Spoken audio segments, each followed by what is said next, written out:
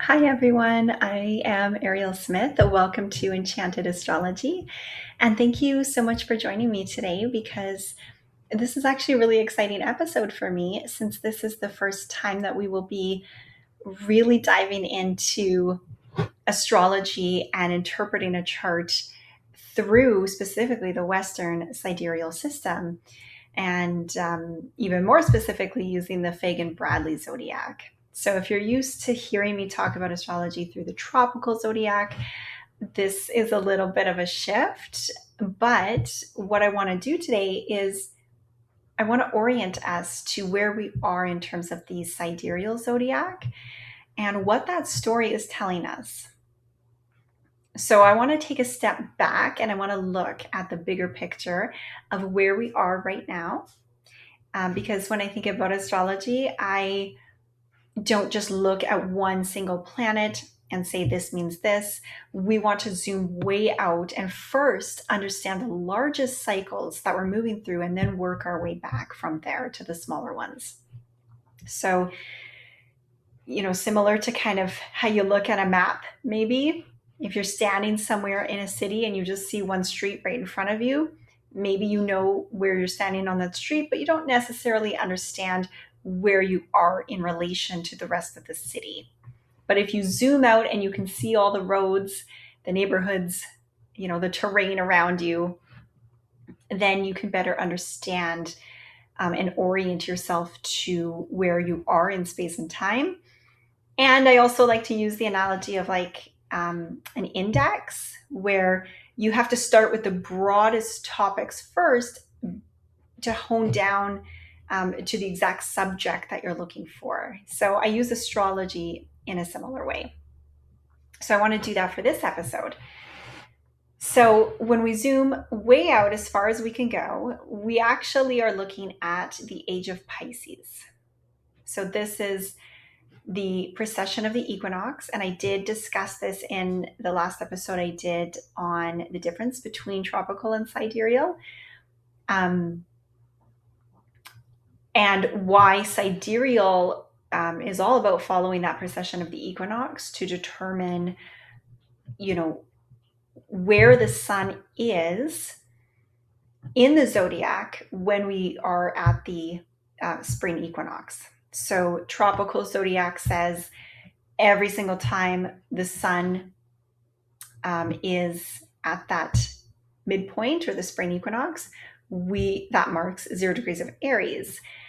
But sidereal astrology doesn't do that. It looks at during the spring equinox, the sun is not always in Aries because we are precessing back in this larger 25,000 year cycle. So it actually moves back currently through Pisces.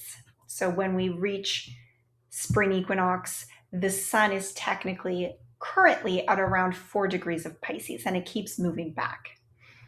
Okay, and so because the precession moves back, at the time that it was synced up, when the spring equinox was equal to 0 degrees of Aries, that actually signaled the start of the Age of Pisces because we start moving backward.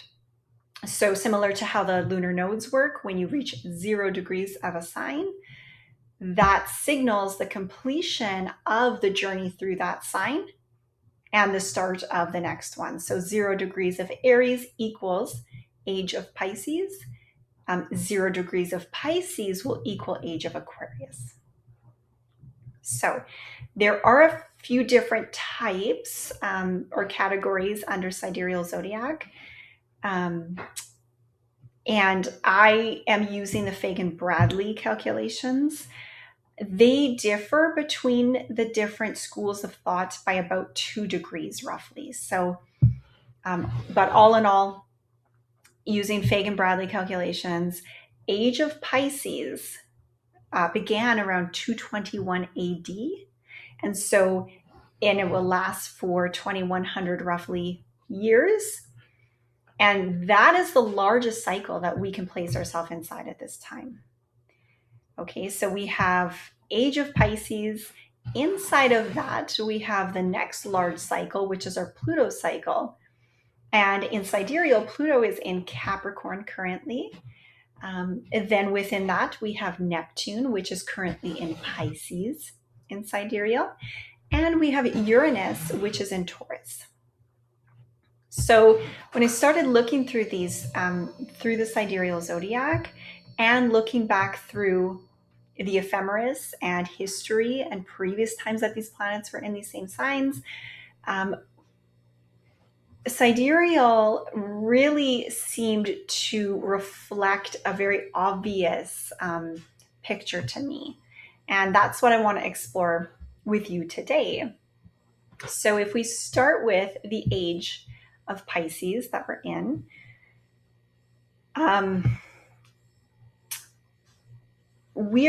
humanity is exploring in the broadest sense Piscean themes. So if we think of the age of Pisces as this really big chapter in human history, Pisces describes the largest question that humanity currently is working through. And we associate Pisces with keywords like spirituality, religion, dreams, compassion, suffering. These are all part of Pisces. These are all expressions of Pisces. But if you're familiar with my work, I don't just rely on keywords because I really want to dig down to the root of where all those keywords come from, what the fundamental thing is that they're all, emerging from, what underlies those keywords. And I think when we go underneath all of those things for Pisces, we're really talking about our relationship to the whole or to something larger. I specifically really like to think about Pisces as the macrocosm. Virgo being more the microcosm on the opposite end of that polarity, Pisces being the macrocosm, what we all are inhabiting and are part of. And in that, there are questions like, well, what separates one person from another and what connects us? What separates, not only individuals from each other, but civilizations from each other? What is an individual versus a collective anyway? And a big emphasis on the material versus spiritual, what you can see versus what you can't, and the meaning behind things, like what is the meaning of suffering? So it's exploring these macrocosm topics. And we've been exploring that since we entered the age of Pisces, all of these themes. Are we actually separate from one another? Are we part of something much larger? How do we get in touch with something larger than ourselves? Who are we in relation to that? And so it's very interesting to me that around the period that we're using for the beginning of the age of Pisces, this 221 AD, humanity was already dealing with some of these really big questions around the individual and the whole. So right before, and in astrology, we use cusps, and, often on the cusp or within orb of a transition, you can still start feeling and seeing signs of those expressions. So right before the age of Pisces started, we had the Roman Empire. That was this enormous empire made up of many, many different types of people and culture. And in 212 AD, the Emperor of Rome extended citizenship to almost all inhabitants of the Roman Empire. So it was like this big opening of the gates to include all. And that's a very Pisces thing to do.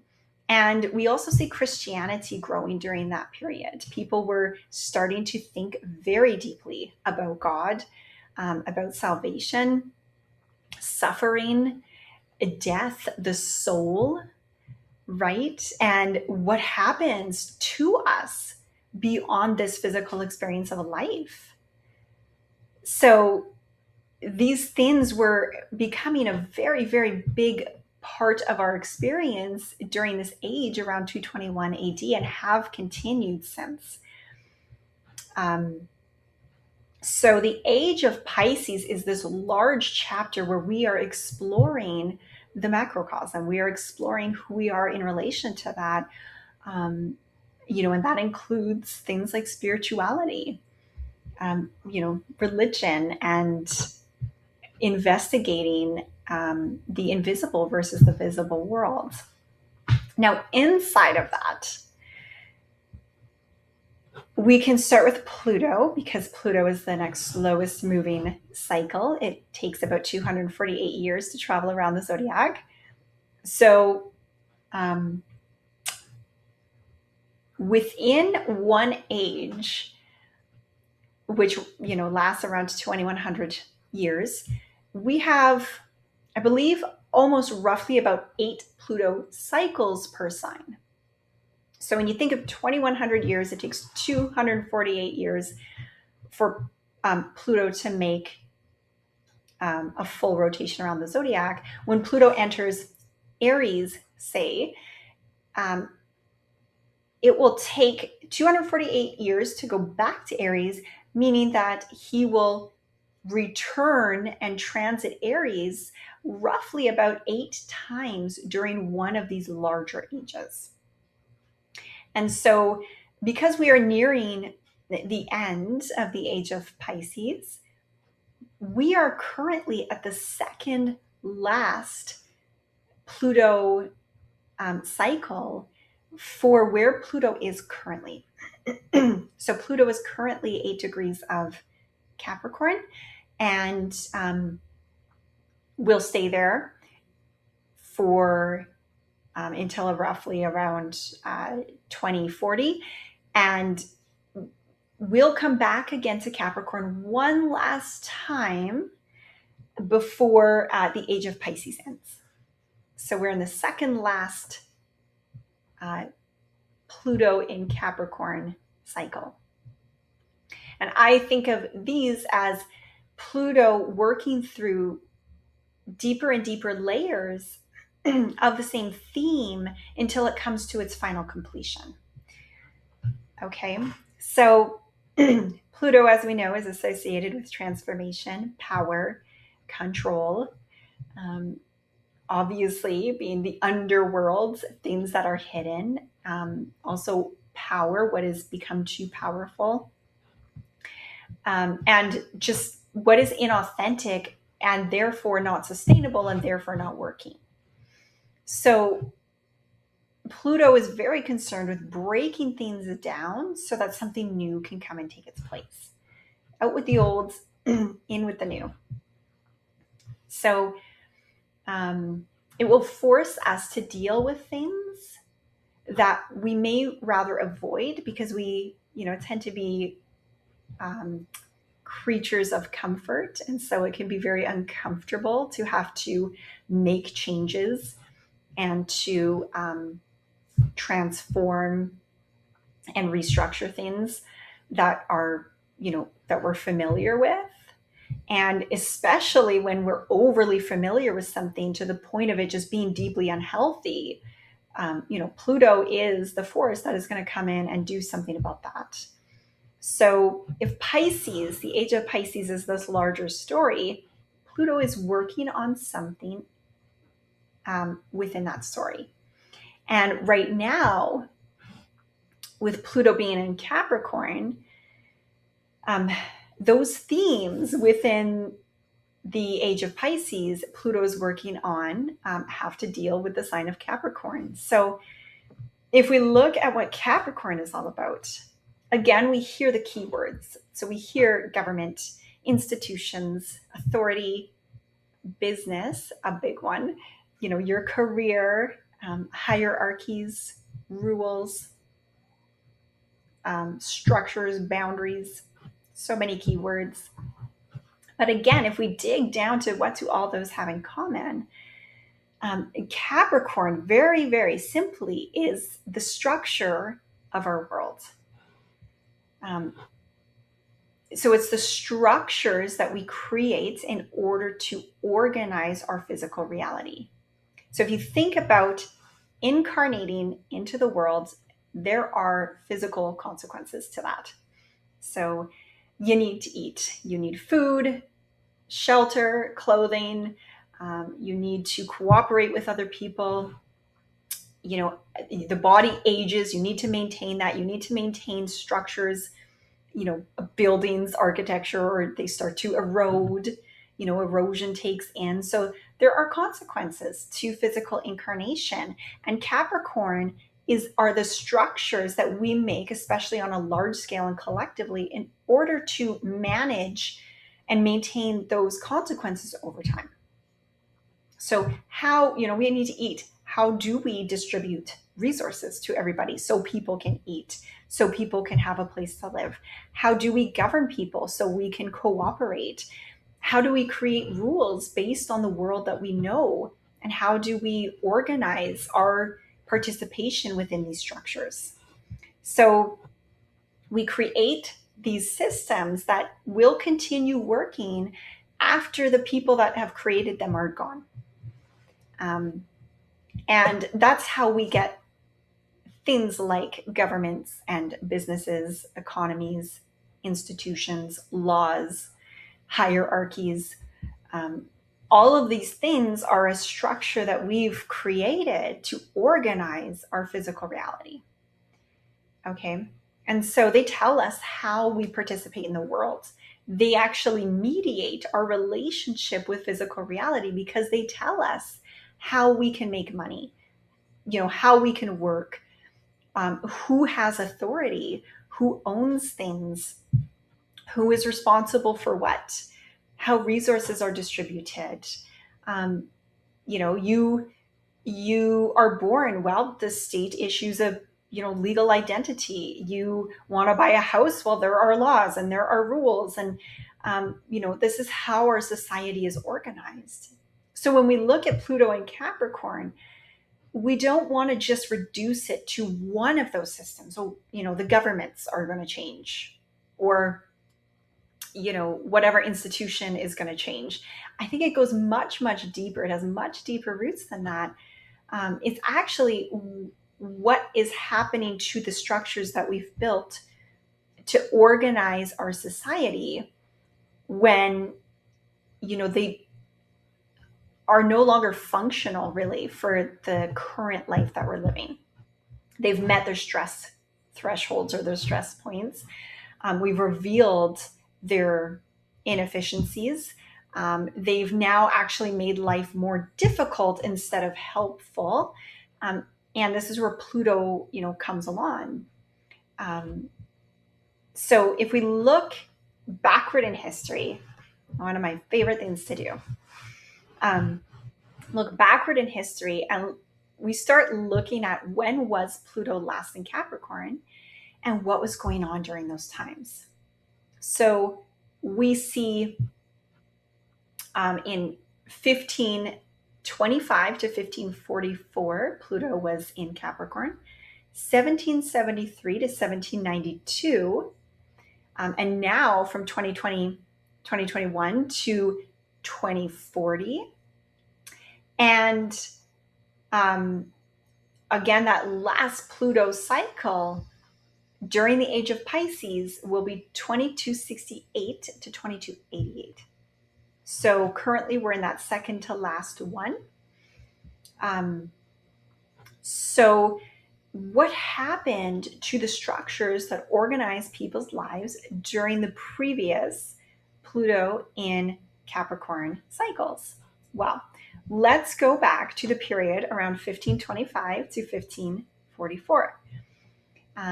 And if we imagine what everyday life was like around 1500, I think this is very difficult to do because we take our current experience so much for granted and just it's so familiar to us. It's hard sometimes to imagine a world that is very, very different from the one we know today. So back during this time period, most people lived a lot closer to the land, and their social positions were largely inherited. Okay, religion wasn't just something that you know, maybe practiced when you felt like it, or you go to church on Sundays, or it's a little bit reserved from your day-to-day life. It's kind of something else that you just do on the side. Wasn't the experience. Religion was merged with everyday life back then. So the church was very much involved in marriage, death, education, morality, what is right and wrong and what you should do, charity, and it controlled what people understand that their life meant. So the church wasn't just, oh, it's one institution among many like we know today, where you can pick your church and, if it doesn't resonate with you, go to a different one. No, it was just part of the structure that people lived within.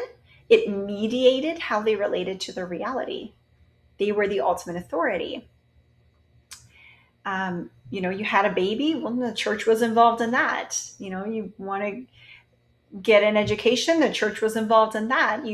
Somebody passed away, the church told you what death meant and how to navigate through that physical experience, through that reality. And so anything that you needed to know, you went to the church because they held the ultimate authority on everything. And during this time period, that authority fractured because the Protestant Reformation challenged the authority of the Catholic Church, and people began questioning, well, who has the right to interpret Scripture and to tell me my morality? So all of a sudden, these different churches started to emerge. Different rulers started to choose their own religions that they wanted, their kingdoms to follow. And religious authority fractured and was now divided. And at the same time, actually, what is really interesting about this era is that Copernicus, if we know good old Copernicus, he fractured humanity's understanding of the physical structure of the universe because he came out with the heliocentric model, where the Earth actually orbited the sun rather than a geocentric model of, the sun and everything orbiting the Earth. So the actual literal structure of reality completely changed during that era of Pluto in Capricorn in the 1500s. So it's not just, people changing their religion or diversifying. It is the complete foundational structure through which people understood their lives that changed. So one, example in history of Pluto previously being in Capricorn. Now, when did it go again? It was in Capricorn again between 1773 and 1792. And now we have, once again, a major structure being challenged, which is political authority. So for most people in the world, their experience was that the power was at the top. There were monarchs, there were nobles, and you inherited your social class. And for the vast majority of people, you inherited, the lower social class. And so most people had very, very little say in how their government was run. And then all of a sudden, we have the American Revolution happening. We have the French Revolution happening. We have the Haitian Revolution happening. And all of a sudden, we see these people that are questioning not just who's in power and we should have somebody else in power. They're questioning the entire structure of the world, of the political authority, of who is governing them, who gets to have the say, who gets to determine who is running things. Just because somebody's born into that, should that really determine their political power? And where does all this political authority actually come from? I mean, we know the divine right of kings was, that they were given to this, or given their power from God. But, we really were questioning that, and wanting to put more authority and sovereignty back on each individual. Back in prior to 1700 and back, I mean, you were not a citizen of a country. So if we think, in modern day, our view of ourselves includes being a citizen. So we are a participant and we have rights, and we are a citizen of this country. And the country is made up of citizens. But if you think about back then, you didn't have that personal worldview. You were a subject. You were a subject of a king or a ruler, and it was their land. And you were just, the subject or the peasant at the bottom, right? So there was this inherited authority and this monarchy. And after this time of Pluto in Capricorn, between 1773 and 1792, now we see new forms of government. We see the United States Declaration of Independence.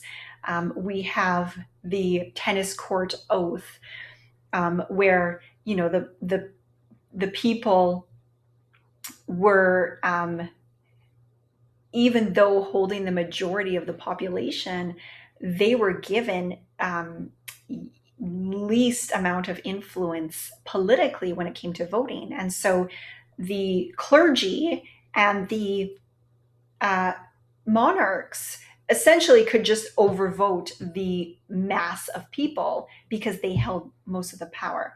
And what we see is, the people that benefit from these hierarchies, from these structures, essentially, are not going to change them on their own.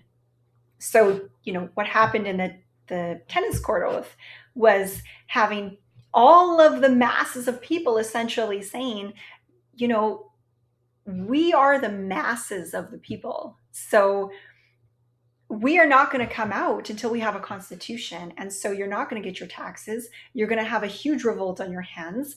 When we all stick together, you can't really bully us when we stand together. So we see massive changes in the structure of the world and how people related to the world during these previous cycles of Pluto and Capricorn. So in the 1500s, who has authority over, spiritual reality and my relationship with my spiritual reality? In the 1700s, who has authority, over political reality, over my status, and who gets to mediate that and say what I'm worth and what I can do. And now we are currently living through another Pluto in Capricorn period. So what is the structure that is being questioned now? What is holding the most authority in our lives now? What is mostly dictating how we relate to ourselves in the world, in an authoritarian or hierarchical way? What is determining our experience? Well, it's largely determined economically, right? Your access to money, your access to education, these institutions holding this, this authority over our experience. So 2020, Pluto entering Capricorn, obviously we have COVID disrupting massively our economy and our experience, corporately. And we are in the middle of this, so it's playing out right now, but we're already seeing a lot of structures being challenged because information is changing. The way we work, the way we learn, the way businesses operate. I mean, you used to have to go to the institution that held authority over information, like a college or university, in order to learn something. You had to go to the authority source to learn something. Not the case anymore. With the internet and AI, you can choose your own source and get your own information. Work, the corporation being that authority, you would have to go with your resume and appeal to the manager, who would, appeal to the VP or the CEO and the corporation. And it was, individual, and then, your manager, and then the corporation, being to mediate your relationship with the economy. Right now, you can make money and participate in the economy without the employer, without the large corporation, right? So money, I mean, the bank, you would have to go to the bank, and participate in their system. And now with cryptocurrency and these alternative, just financial, models, I guess, that's being challenged. So the way that we structure our reality is very, very much being challenged right now, because we can learn without going to schools. We can build businesses without traditional company structures. And artificial intelligence is also starting to do things that we previously thought, were uniquely only humans could do. So now it is challenging what we think defines work, what we think makes something valuable, what makes someone an expert. These institutions, what are you really selling now, or providing? Is it information anymore, or is it you're trying to sell competence, or is it, what is it? I mean, what makes someone an expert anymore? Who gets to control all of this information? What is this institution doing? So I think this is where Pluto and Capricorn is really going to, during this cycle, make a irreversible, drastic change in the structures that we currently live inside and relate to our physical reality with. And obviously, one of that biggest structures is the economy overall, and what determines who gets access to housing, to food, to education, healthcare, work, transportation, and all of these things that are connected within the economic system, within the economy. So does this structure that we've built still work for a current day reality? I personally would argue not so much. And Pluto is, really going to expose that. And I feel, just as it did back in the 1700s, just as it did back in the 1500s, build a completely different world. And hopefully, as it did back then, one with much more sovereignty on the individual. So now, of course, Pluto is one planet in our collection of planets. And we also have Neptune. And so Neptune is currently in Pisces. Neptune entered Pisces back in May of 2022. And we know Neptune, similar to Pisces, is associated with things like boundaries dissolving, spirituality, the unseen realms, your imagination, mysticism and mystery, compassion, and just in general, kind of questioning our reality. And Pisces is Neptune's home sign.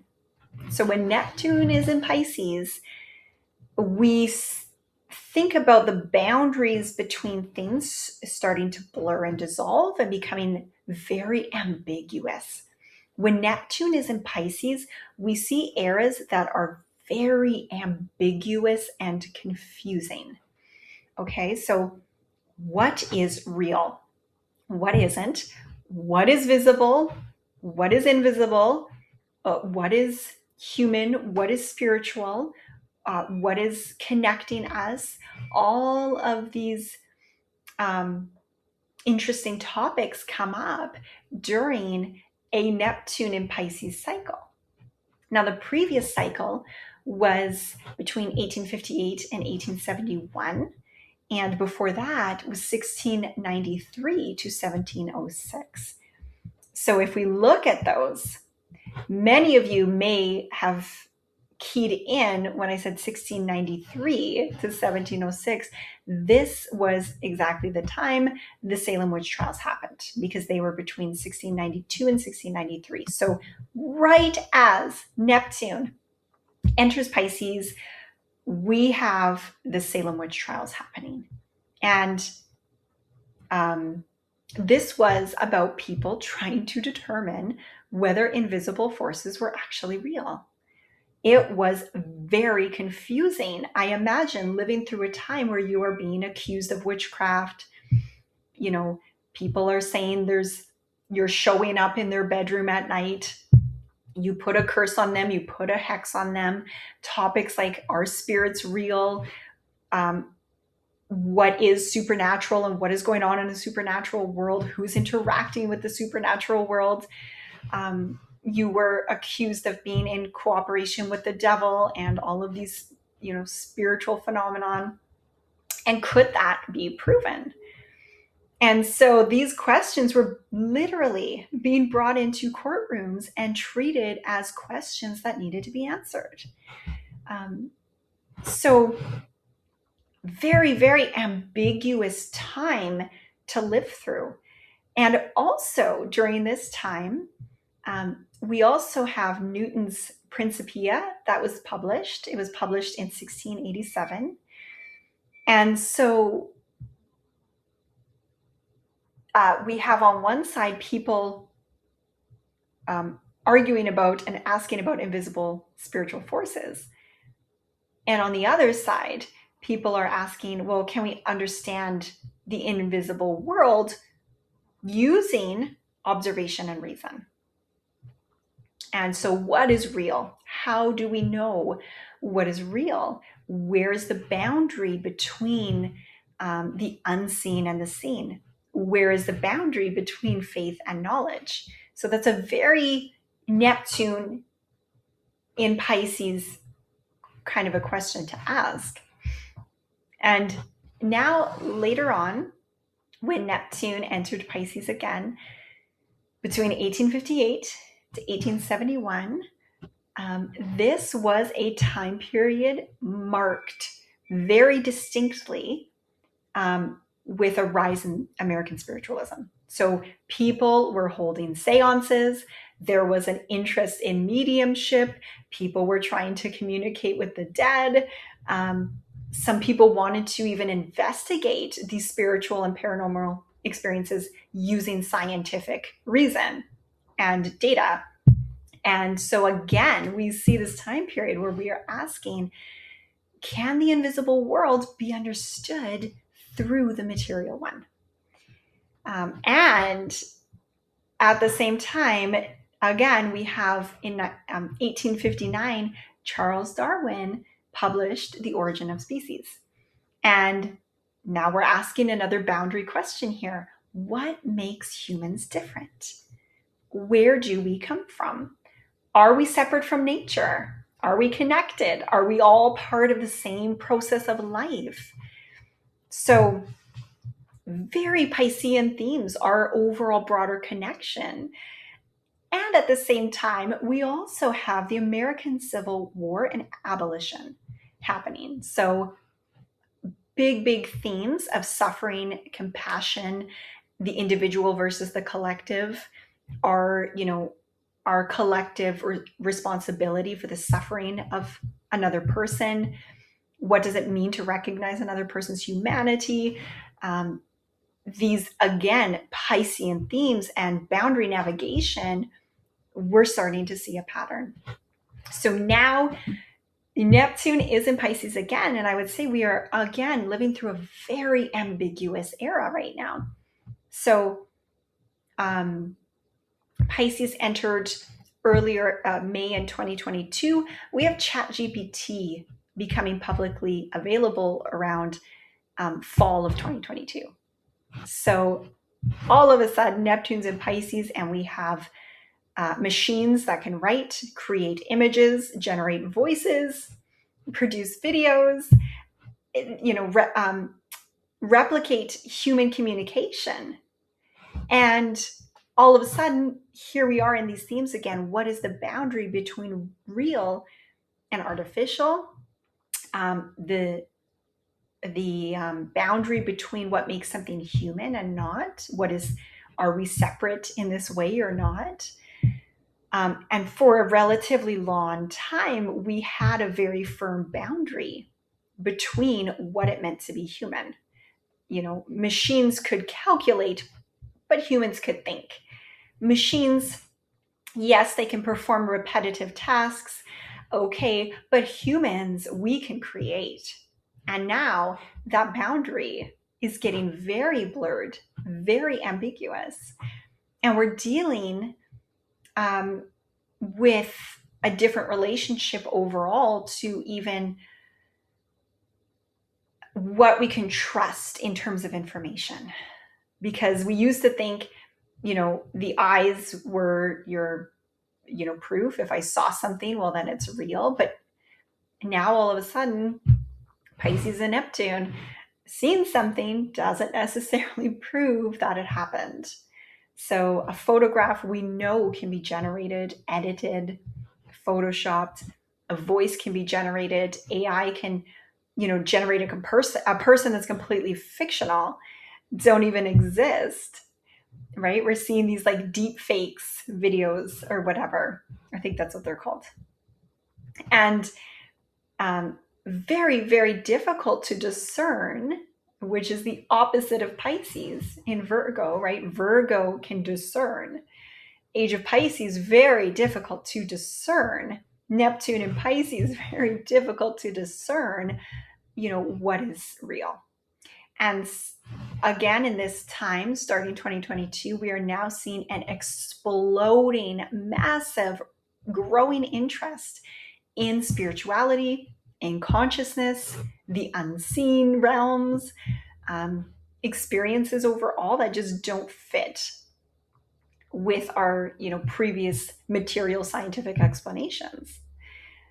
So, very Piscean. Suffering is another Piscean big theme, and we are also seeing enormous amounts of suffering around the world, unfortunately. And this suffering is becoming increasingly difficult to keep separate from us. So a war is happening on the other side of the world, but it's on your phone. It's in your home, right? You hear it or see it on the news. It's happening within your personal perception. So it doesn't seem so different and separated. A humanitarian crisis, is suddenly seeming to be so much more connected to you somehow. You're feeling so much more of that suffering and compassion. And again, these things are right on our phones, right in front of us. So there's not so much distance. So the boundary between,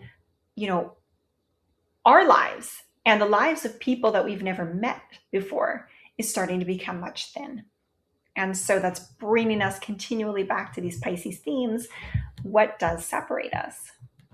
Are we separate? If so, where's the boundary? So that is currently another thing we're going through. We're going through this Pluto and Capricorn, completely dealing with our foundational structures of our world, how we organize ourselves as a society. We are dealing with Neptune and Pisces, which is a growing interest in spirituality, the unseen, and living through, very ambiguous, confusing times where it's very hard to discern. We also have Uranus and Taurus. And Uranus and Taurus is dealing with our material foundations. So Uranus entered Taurus June 2024. And as we know, Uranus, the planet of disruption, innovation, sudden changes, technology, liberation, breaking patterns, these themes. And Taurus is a very simplistic, sign of just our relationship with material reality. So what is material reality? What is here? What is it? There's money, there's food, there's land, property, there's your resources. What you need for security, what you value, your physical body, things like that. So what we depend on to have a physical life. And so Uranus and Taurus is suddenly changing. Uranus and Taurus will suddenly change things that we depend on for stability in this physical life. So again, Uranus has been in Taurus before, 1688 to 1695, 1772 to 1779, 1856 to 1863, 1940 to 1947. I'm sure we all can recognize that period in time. And now 2024 onward. So if we look back at some of these dates, 1688 to 1695, during the late 1600s, England was starting to develop new financial structures.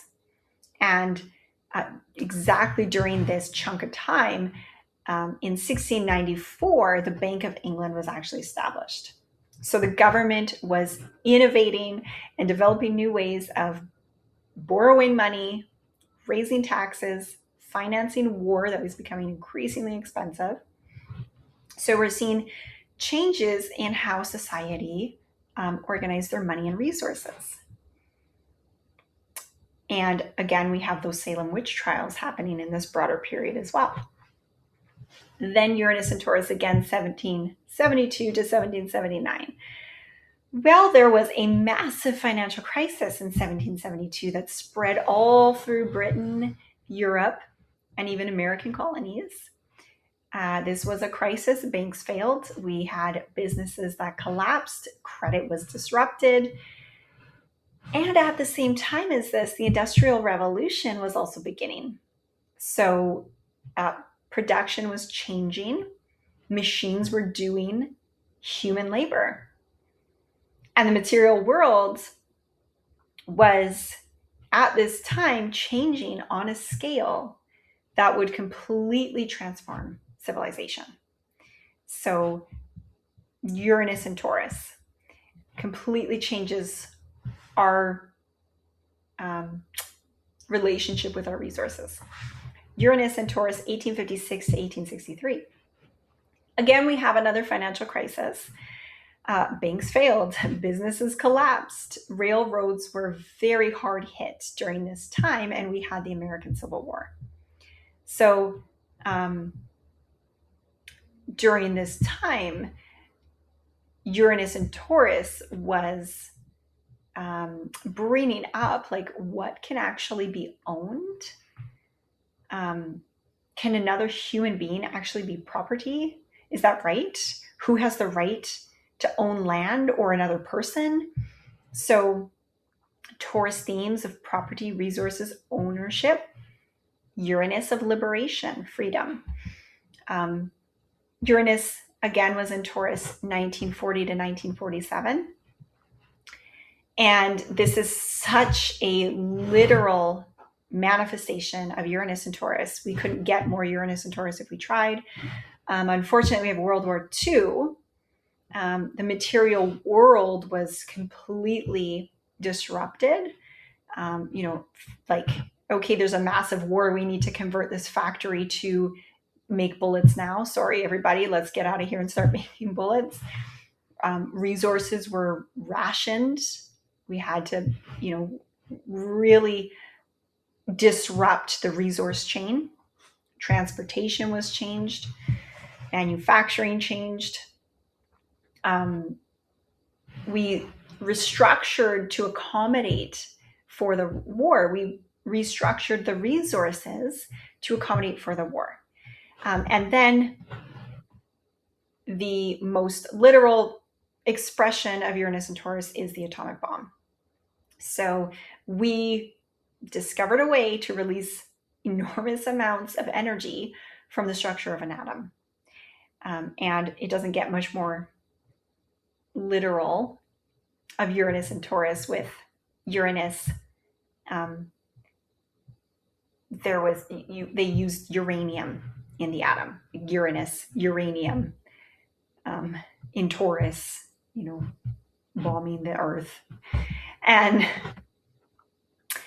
so, we really saw these disruptions, these innovations, these surprises happen during this time period with the war, when Uranus was in Taurus. So it didn't necessarily restructure society like Pluto does in Capricorn, because there was still the same structure of government, the same structure of businesses, money, property, jobs, commerce. Like, these structures were still underlying the foundation of reality, but our resources got severely disrupted with Uranus in Taurus. So now, again, Uranus in Taurus, we are living through rapid changes in technology. We are seeing supply chains get disrupted. We are seeing changes to the financial picture, to money. Even the world's energy, we're seeing changes. The meaning of ownership is starting to become a hot topic. Taurus governs value. And I feel that we're increasingly asking the question of what has value and what is that value? And especially as it relates to the economy with the rise of AI, because what is the value of this labor? What is the value of this task? What is the value of money? All of these Taurian themes are really coming into question with this Uranus and Taurus transit. So if we zoom back out and we put it all together, we have the Age of Pisces, which is the larger theme of humanity exploring our relationship with the macrocosm, the whole. And then we have within that Neptune in Pisces, exploring where boundaries even are, what is real. Uranus in Taurus is, dealing with the material resources and deeply changing that, what has value, what happens to these resources in this ambiguity, and in the structural changes of Pluto and Capricorn, which is dealing with the foundational structure of our reality that we've built. What needs to change? Who gets to have the power? Who gets to have the say and make the rules? How do we organize ourselves as society? I really liked the Declaration of Independence during that previous Pluto in Capricorn transit, where they literally consciously sat down and asked, how do we structure a government? We had documents being written on, by Adam Smith on, the economy. And how does that look? How do we structure ourselves? This is very, Capricorn. And so now again, we are revisiting these themes. So I find it very accurate when we look through history through the lens of sidereal astrology. And I feel that exactly what we're going through, one of the biggest themes to me is, the ambiguity of our time, the rise in our interest in the unseen and spirituality. What are we connected to and not with, the disclosure and what is coming out right now, where the growing interest is, and how it just feels in this time very, very confusing. And it makes sense when you look at Neptune being in Pisces rather than being in Aries. Of course, it's going to be confusing. It was confusing back during the witch trials. It was confusing during the height of American spiritualism, when it was, seances, and people were very much invested in investigating the spiritual realms. And, of course, we're coming back to that again. So it's to be expected, rather than feel disoriented and feel like I don't know what is happening. When we look at the astrology, we can say this is what's happening, and we can understand what we're going through. We can orient to this period of time, and we can look at where we are today, how long we think it's going to last, based on Neptune having a roughly 14-year transit through a sign. And we can plan for that. So we can also, plan for the foundational structures that we are used to, that we know our world through, that mediate our experience with physical reality, also changing because they did before, when Pluto was in Capricorn. So, a very, very interesting time to be in. And as we progress through the Age of Pisces, we are now getting to those late degrees. We are now experiencing ourselves as more and more connected. And that makes sense with the astrology. It makes sense with our experience, our lived experience. And that's kind of where I want to leave us orienting for now.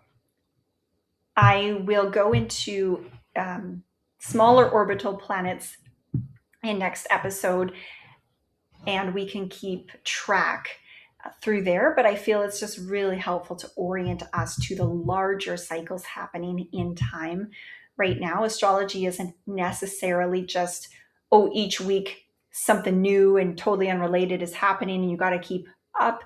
Astrology is a long game. There is a long cycle playing out, and then we can track it down to more specifics from there. So thank you for exploring this with me today, and for our first Western sidereal chart delineation. And I will do another episode on smaller orbital planets, so stay tuned for that.